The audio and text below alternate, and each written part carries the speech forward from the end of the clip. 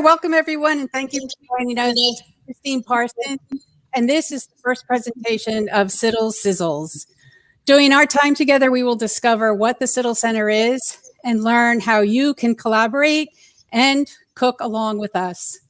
I'd like to present our CIDDL team. So let's have each person introduce themselves and let us know what is your favorite food. Mine happens to be anything chocolate. Jamie, take it away. Hi, everyone. I'm Jamie Basham. I'm a professor at the University of Kansas, Senior Director of Learning and Innovation at CAST, and I guess the CIDDL PI, kind of overseeing the mess here.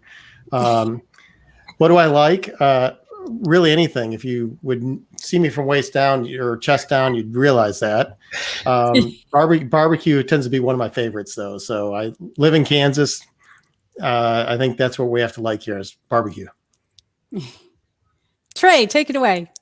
Hey, everyone. I'm Trey Vasquez. I'm a professor from the University of Central Florida and director of the Tony Jennings Exceptional Education Institute. Something I like is also barbecue. I happen to be a KBS certified judge, as well as Dr. Marino with me. So if you are a cooker of barbecue, I am your friend. Danica. Good evening. My name is Danica Moyes. I'm a PhD scholar at the University of Central Florida. And currently my favorite meal is anything that is cooked for me. So if you're making me food, I love it. I don't have time to cook. That's good. And that's fantastic. Matt. Yeah, I'm Matt Marino. I'm a professor at the University of Central Florida as well. And for favorite food, I'm going to have to go with the Black Angus New York strip cooked medium rare, please. There you go. He sounds a little picky, doesn't he? Just a little. Just a little. All right. Well, feel free to leave in the comments any of your favorite foods. We'd love to hear them and ask questions about the center too. We'll have some time at the end to be able to answer some of your questions this evening. So Jamie, why don't you tell us a little bit about what the CIDDL Center is? All right. So we are excited to have the CIDDL Center up and running. We're called CIDDL, or CIDDL, and it stands for the Center for Innovation, Design, and Digital Learning. We're a nationally funded center to support faculty capacity to use educational technology in special education, early intervention, related services, personnel preparation, and leadership personnel preparation programs. So that's kind of a mouthful, so we just call it CIDDL. But really what we're here to do is transform and help transform special education and related service personnel development to support the use of educational technology. And so that's what we're really all about, is increasing the use of educational technology. We are funded by the U.S. Department of Education, Office of Special Education Programs. The contents of any of our presentations, as you'll probably hear this over time, are not necessarily representative of the U.S. policy or the policy of the U.S. Department of Education. And that's just our disclaimer, especially probably during this Cizzles podcast, little webcast thing, because we're going to be cooking and burning things. I don't know. We're going to be doing lots of great stuff. But our center is, what we're trying to do is really transform and increase the use of educational technology for to help support students with disabilities. And we're doing that through the capacity and use of faculty members throughout the United States in higher education. Great. Danica, can you tell us why you want to be part of the CIDDL Center?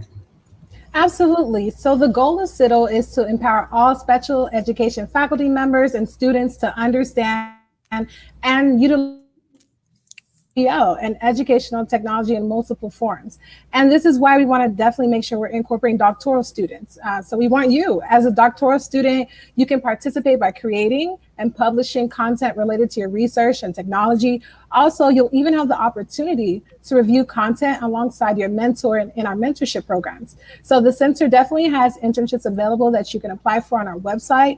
All you need to do is just fill that out and include a letter of support from your program. An amazing thing as well is we do have fellowships that are that you have opportunities to take part in. So I know I'm going to pass it to Dr. Vasquez, and he'll speak a little bit more about that portion. Awesome. So you're right. Thanks, Danica, for the shout out. So there are multiple ways that we're trying to get our audience to engage with us. Really, it's important for us to establish this network of providers and this network of scholars out in the community to be not only content creators, but curators for the future. So we're inviting faculty who are existing higher education faculty to come and join us as a CIDDL Fellow. And you are the subject matter experts. You have expertise in some really important aspect of education technology. You may not be on the cutting edge with, multimodal data, but you may have delivered courses online. Those little tips and tricks that you've come up with over the years are highly important for us to not only curate, but also disseminate and share with others within our network. And it's really a hope for us to have that back and forth community so that we can engage further and identify where are the areas of most need and where are areas that we can start pushing the envelope. So we're really excited about that. And so how do you become a fellow? Well, the first thing is we have a website. We want you to go to the website. There will be an online application. It's going to be very similar to your typical online journal database, excuse me, where you can sign up to be a reviewer. We will invite you based on your expertise, and we will have a set of criteria that allows you to review content that's coming in, but more importantly, allow you to also contribute content so that it can go through the peer review process. We're going to pair you with a couple of other peer reviewers because we like to have 2 to 3 folks review content. Then once we have that information, we are going to disseminate that on our web and all of our social media outlets, as well as any other UDL type outlet we can do. So that's really important for us to get a wide dissemination as possible. You're going to be involved directly with that process. There's also an opportunity to mentor some of our doctoral personal prep students who are the CIDDL interns. So any CIDDL intern who wants to come in to the CIDDL program, they can be partnered up and have a mentoring plan with our fellows that are faculty across the United States to then get experience hands-on delivering content, creating content, reviewing content, and also help the team make a better and improved network. The last things are we want to make sure you get recognized. CIDDL is just an opportunity for us to have a hub together, but we want to recognize you for your work. We want to highlight your work. We want to be able to showcase your work, and all of that is just to create a really fun atmosphere that we continue to kick off with not only these types of programs, but then in future additional programs that will highlight the stuff that you're doing a good work with. Great. I'd also like to bring in a team member that just came into our stream, Jose Blackaby. Hello, Hey. Dr. Blackaby. How are you? I'm doing well. How's everybody doing? Fabulous. Doing good. Can you Great tell to us, see can you introduce yourself to our audience and tell us how you're involved with CIDDL Center? Yes. Well, first and foremost, I just do what Christine tells me to do. That's the first thing, which, as all of us do, which is actually the truth. I work at CAST in research and development. I'm the director of research and development there, and I also teach the UDL course at Harvard. And this is a really timely and important initiative to try to kind of up our game, especially post-COVID, such that we make higher education more responsive, more innovative, and more forward-thinking. And this is the right team to make this happen. Great. Thank you so much for joining us tonight. Have you heard about the CIDDL Cizzles cooking competition? Right now, Have we heard about it?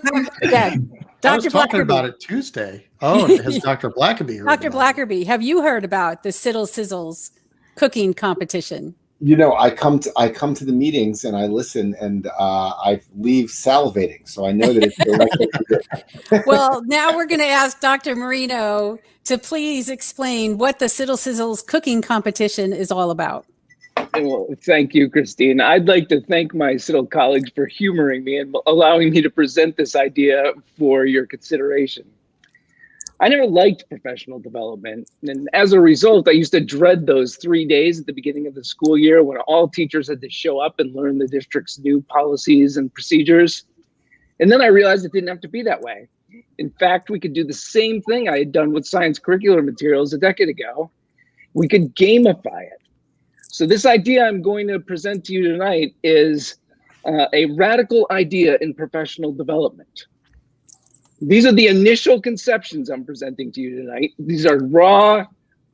They need to be fixed. They need to be improved. And so we're asking for you folks to chime in, register on the website, and then let us know how we can make these ideas better.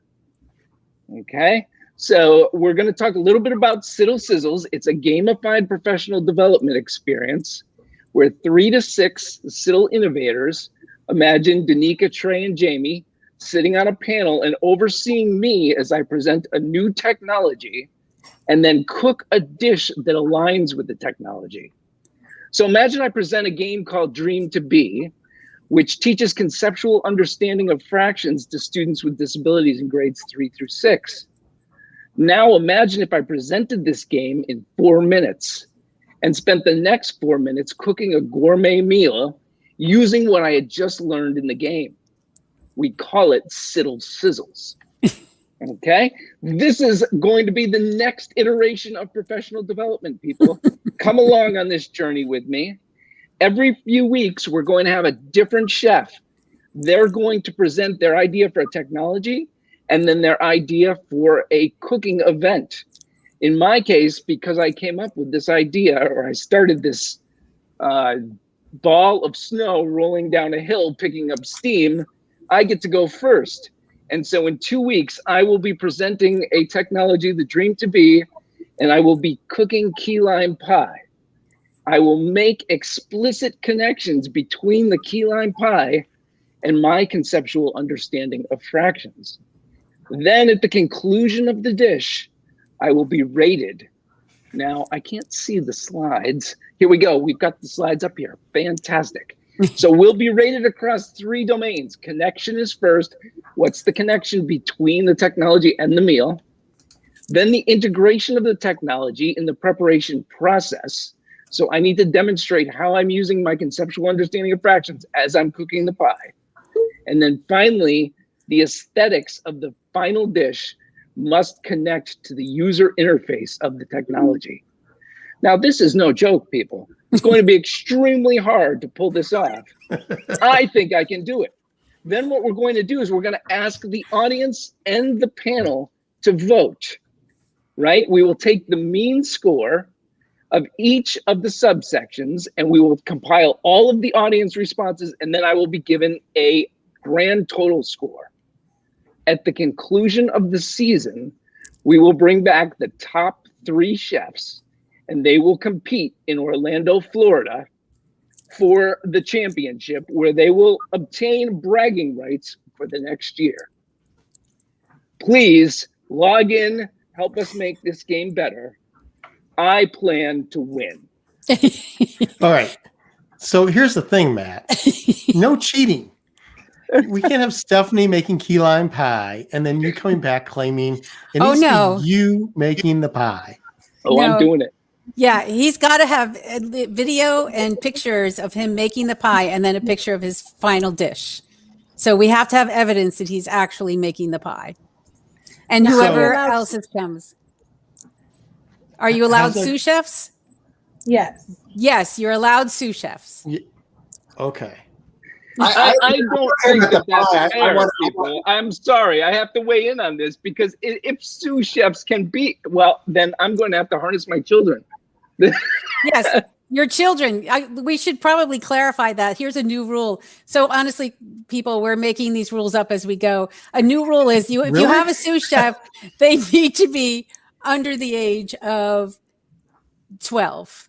Perfect. That's perfect. Wait, don't you guys have like child labor laws? We're not forcing anything. No, please, let's not go down this road. So this is a new idea that we'd like to try, and we would like your input. So please go to our website, sign up your email. We'll be sending out information regularly before our first episode, and we'd love for you to contribute to the rules of the game, let's say. Well, So and we want people I to think contribute Dr. as far as Basham needs- technology goes too, right? So we want people to say, I have this great new technology and a dish, and actually propose on the website. And then the innovation team will decide who are going to be the next chefs. So does it need to connect back though to like, it needs to connect back to special education, early intervention and related services and the type of technology we might use in higher ed? Or is it just like any technology? Of course it does, Dr. Oh. Basham. You should know.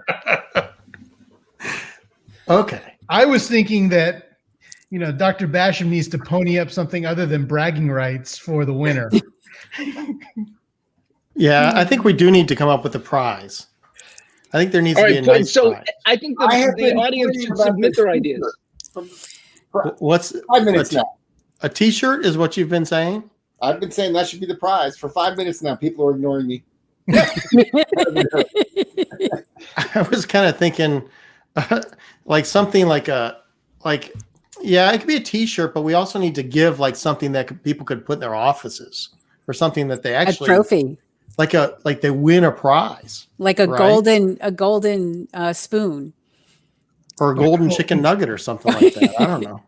Something Well, these are all things that we still have to work out, and we would like our audience to please contribute your ideas, what you think the rules should be, what you think the prize should be, who should be cooking, and more importantly, what we're really all here is what the topics should be. What are the technologies that you're interested in learning more about, and how they can help you? And you can go to our website, CIDDL.org. to be able to sign in. You can get involved. We'll have resources there. We have a sign up and lots more information coming. So please take a look at your convenience. Any last words from our team members here? See I'm you just all so in 2 happy. weeks. Yeah, I'm just so I'm happy. really excited to see how Dr. Marino makes a key lime pie. Me too. I'm sure his family is as well.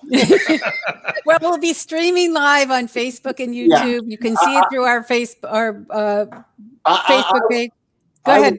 I will personally put the ER staff on alert that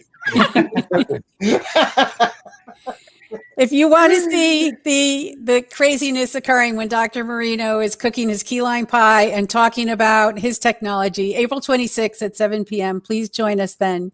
Thank you very much, panel. Thank you, audience, for coming. We really appreciate it. Thank you, Christine. We look forward to seeing you soon. Bye, everybody. Thanks. Cheers. Bye. Thank you.